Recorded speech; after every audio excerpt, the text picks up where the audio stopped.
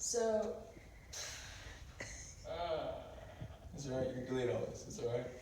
um, so first of all, I just wanted to ask, who is John Gorrie? Like, what was his background? Where did he come from? Well, to be honest, it's tough to find out exactly where Dr. Gorrie was born. He was born in 1803 for sure, being that he died at the age of 55 years old right here in town.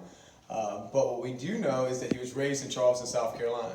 There are rumors that maybe he was born on a small island, as his mother is from Spain and his father is a captain here for the Navy. And he actually sweeps her off her feet, brings her back to Charleston, South Carolina, which is his estate where they live. So we do know he was raised in Charleston, South Carolina, and there's a big folklore there, whether he was born actually in Charleston or maybe off one of those islands on the way to Charleston.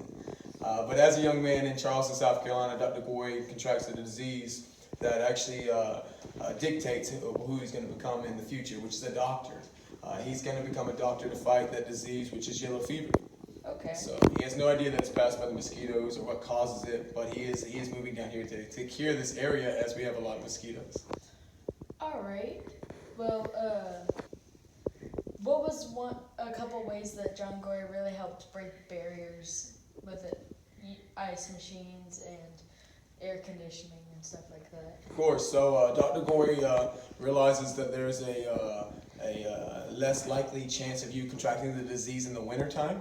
He accredits it to the cooler weather. He thinks cold air, well, he knows cold air is heavier and thicker and it falls down, and then hot air is thinner and lighter. So he thinks the swamplands are letting off this swamp gas, which is actually getting us sick, known as yellow fever.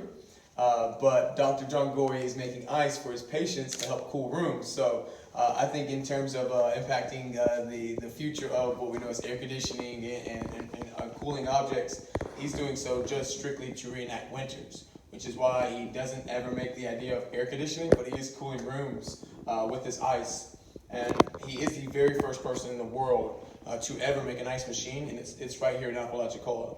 It is completed in 1849, but patented right here in the United States by 1851.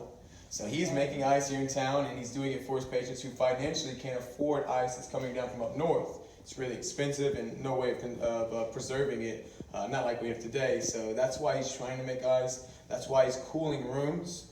And as I mentioned, he does not cure yellow fever, but he does have success here in town from some of the things he's doing. Okay.